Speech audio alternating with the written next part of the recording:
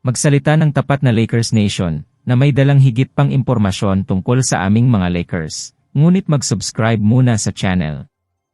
Nagsalita ang dating manlalaro ng Miami Heat at kasalukuyang point guard ng Lakers na si Gabe Vincent tungkol sa pagsasaayos ng paglalaro para sa koponan at ang epekto ni LeBron James sa koponan.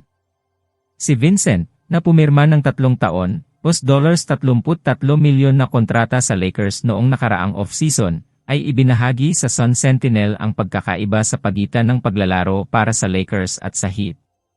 Ibang-iba, sabi ni Vincent. Kahit saan ka man naroroon, ang Lakers, ang pangalan na iyon ay may malaking bigat. At saka ang LeBron effect, hindi mo maaaring pag-usapan ang koponan na iyon nang hindi siya pinag-uusapan sa ganoong paraan. Ito ay maraming atensyon. Ito ay maraming ayes. I wouldn't say better or worse, iba. Si James, ang all-time na nangungunang scorer ng NBA, ay isa sa mga pinakamahusay na manlalaro sa kasaysayan ng liga at nakakaakit ng napakalaking atensyon. Mag-enjoy, i-activate ang notification bell at laging manatiling may kaalaman. Ang 4-time champion ay nasa kanyang 21 ST season sa NBA at naglalaro pa rin sa elite level para sa Lakers. Sa 6 na laro ngayong season, si James ay nag-a-average ng 24.6 points, 10.2 rebounds, at 6.6 assists kada laro, nag-shoot ng 56.5% mula sa field at 35.5% sa 3-point attempts. Ang paglalaro para sa Lakers ay tiyak na ibang kapaligiran para kay Vincent, ngunit sanay na siya sa malaking yugto mula sa kanyang panahon sa Miami.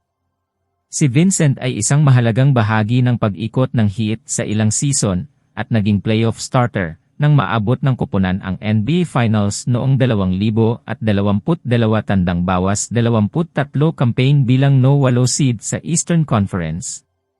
Sa regular season, kasama ang Miami noong 2022 tandang bawas 23 campaign, ipinakita ni Vincent ang kanyang talento sa pamamagitan ng pag-average ng 10.4 points, 2.1 rebounds, at 2.5 assists kada laro, shooting ng 40.2% mula sa field at 33.4% mula sa 3-point attempts.